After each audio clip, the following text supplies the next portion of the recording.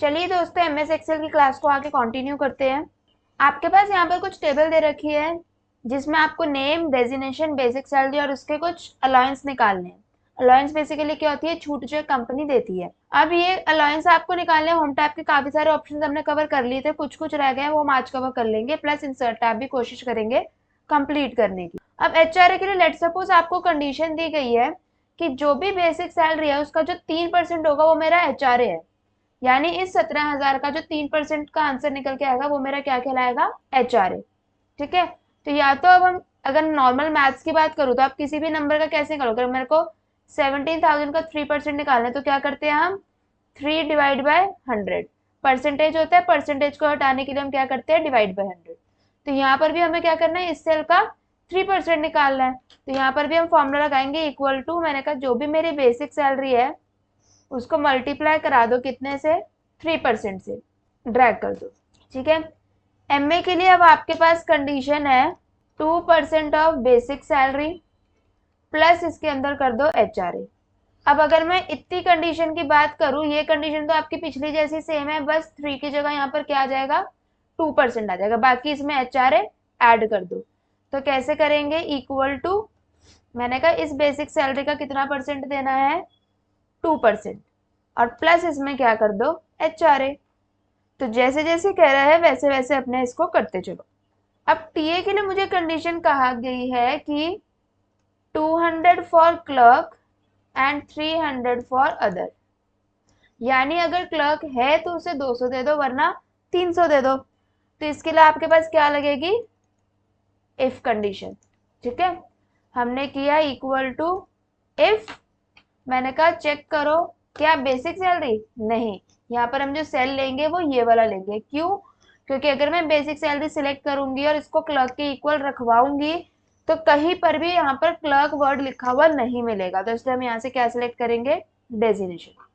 मैंने कहा अगर ये इक्वल टू है क्लर्क के तो कितना देना है?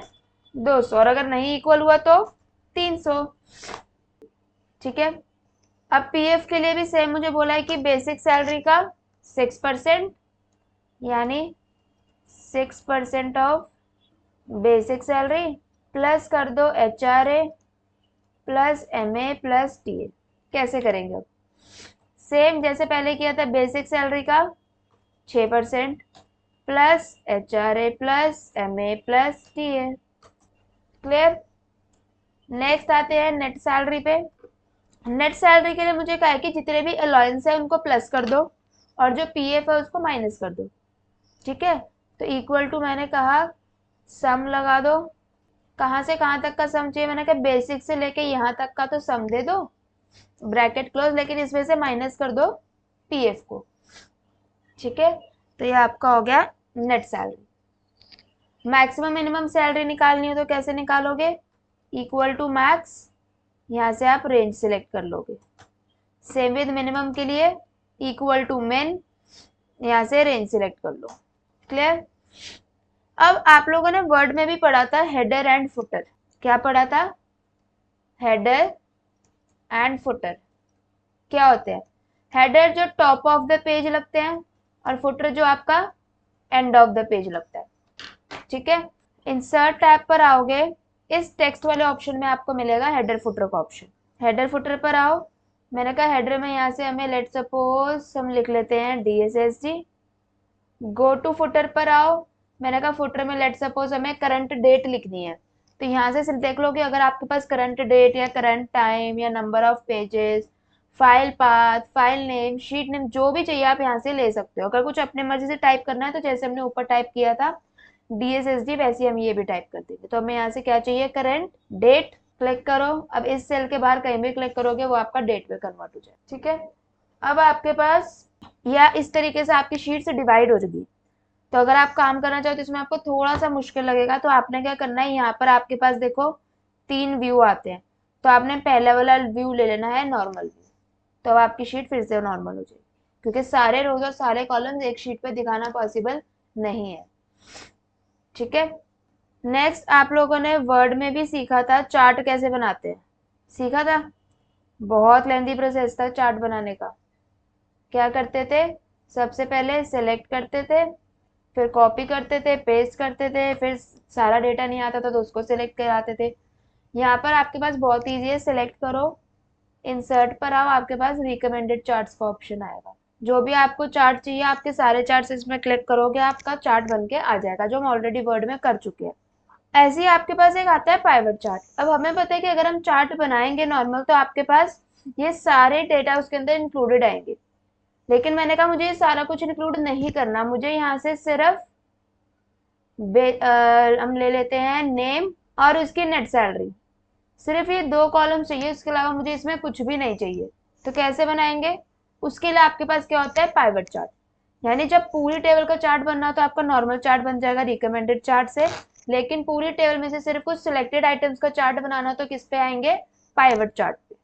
टेबल रेंज में आपकी पूरी टेबल आएगी, इसमें मैक्सिमम मिनिमम या कोई मर्ज सेल सिलेक्ट मत करना। आपको जो ये चार्ट चाहिए, ये न्यू शीट पे चाहिए या इसी पर चाहिए? मैंने कहा मुझे न्यू पर दे दो। अगर एग्जिस्टिंग करोगे तो आपको उसे लोकेशन बतानी पड़ेगी कि आपको चार्ट कहाँ चाहिए। मैंने कहा न्यू पर दे दो, ओके करो। आपके पास अभी कोई चार्ट बन के नहीं आया, ठीक है। लेकिन अगर आप यहाँ राइट साइड देखोगे, आपके पास ऑप्शंस आ गए सिलेक्ट करने के लिए। मैंने कहा मुझे किसका चाहिए, नेम एंड नेट सैलरी का। लेकिन जब आप बेसिक चार्ट बनाते हैं तो आपके पास ऐसा कुछ सिलेक्ट करने का ऑप्शन नहीं आता, ठीक है। तो ये डिफरेंस होता है आपका basic chart and pivot chart. इसके अलावा आप इसके डिजाइन और फॉर्मेट में देखोगे तो आपके पास वही सारे ऑप्शन जो आप ऑलरेडी वर्ड में करके आ चुके हो, ठीक है। तो सारे ऑप्शंस आपके यहाँ एग्जैक्टली सेम है। पाइवट चार्ट एनालाइज का भी ऑप्शन है जो हम अपना करेंगे ये एडवांस एक्सेल में, ठीक है। कंडीशनल फॉर्मेटिंग वगैरह हो गई थी आप लोगों की। अब आपका ऐसे एक आता है फिल्टर। फिल्टर का बेसिकली मतलब क्या होता है, अपने डेटा को छांटना। हम इसको फिल्टर भी कहते हैं या फिर ऑटो फिल्टर भी कहते हैं। इसकी शॉर्टकट की भी होती है control plus shift plus L, ठीक है।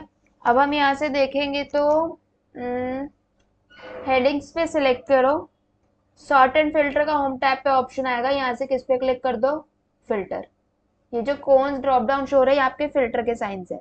मैंने कहा मुझे सिर्फ क्लर्क का डेटा देखना है, तो डेजिनेशन वाले फिल्टर पर आओ, सबके आगे टिक हटाकर सिर्फ क्लर्क के ऊपर टिक लगा दो और इसे ओके कर दो।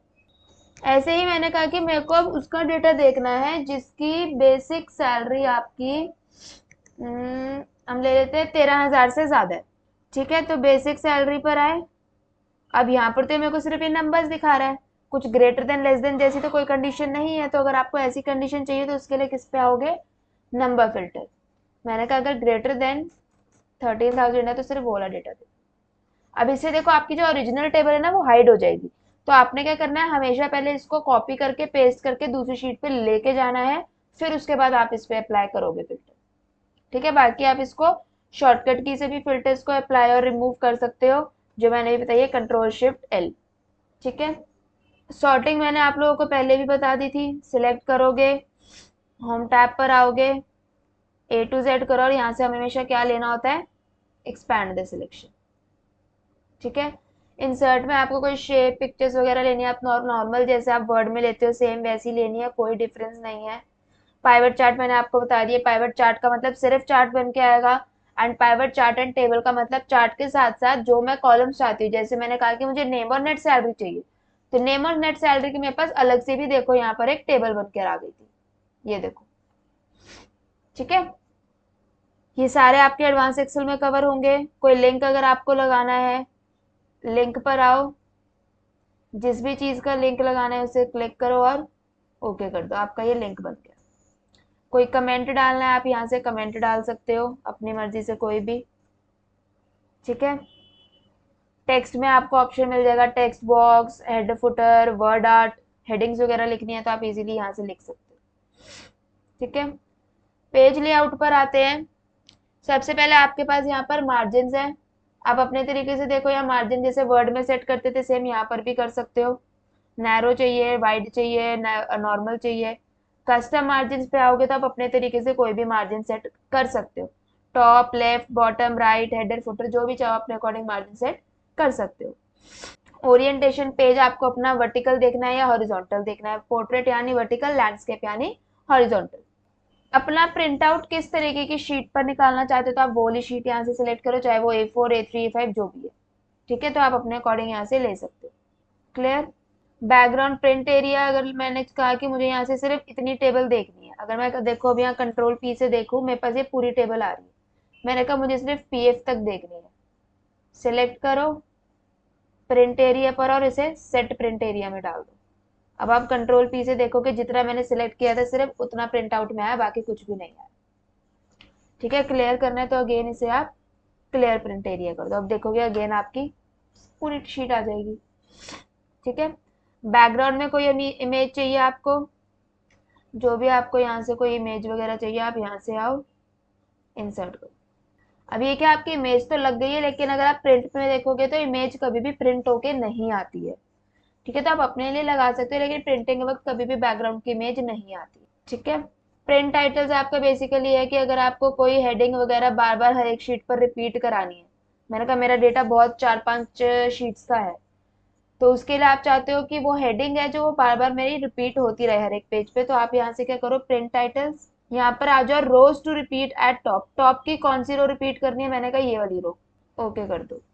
अब कंट्रोल पी से देखोगे ये, अगर आप आगे भी और शीट्स लेते हो तो आपकी ये वाली रो हर एक पे प्रिंट होके आ जाएगी। ठीक है, विड्थ वगैरह अगर आपको सेट करनी है अपने अकॉर्डिंग आप कर सकते हो। ठीक है, ग्रिड लाइंस, ये जो पीछे बॉक्सेस है इनको हम ग्रिड लाइंस कहते हैं, तो अगर ये आपको नहीं देखनी हटा दो, पूरी शीट आपकी प्लेन हो जाएगी। देखनी है तो टिक लगा दो। अब अगर मैं नॉर्मल देखूं प्रिंट में, मेरे पास ग्रिड लाइंस नहीं प्रिंट होके आती, लेकिन अगर ये प्रिंट में भी चाहिए तो प्रिंट के आगे टिक लगा दो। अब देखो आपके पास प्रिंटिंग में भी आ गई। तो जो आपके पास प्रॉपर लाइन बनी हुई आ रही है वो बॉर्डर है, जो डॉटेड डॉटेड है वो आपकी ग्रिड लाइंस है। हेडिंग्स, अगर मैं यहाँ पर ये जो ABCD है इनको हम कहते हैं हेडिंग्स 1 2 3। ठीक है, ये अगर आपको नहीं देखनी हटा दो। अगर प्रिंट में देखोगे तो ये चीज नहीं आती है, लेकिन अगर आपको प्रिंटिंग में भी चाहिए तो इसके आगे टिक लगा दो। ठीक है, बाकी ब्रिंग फॉरवर्ड वगैरह तो अगर आपको कोई इमेज आगे पीछे लेके आनी है तो आप उसके लिए ये यूज कर सकते हो, जो हम ऑलरेडी वर्ड में कर चुके हैं शेप्स और पिक्चर्स को यूज करके। तो आज के लिए हम इतना ही रखते हैं, बाकी के टॉपिक्स नेक्स्ट क्लास में कवर करते हैं।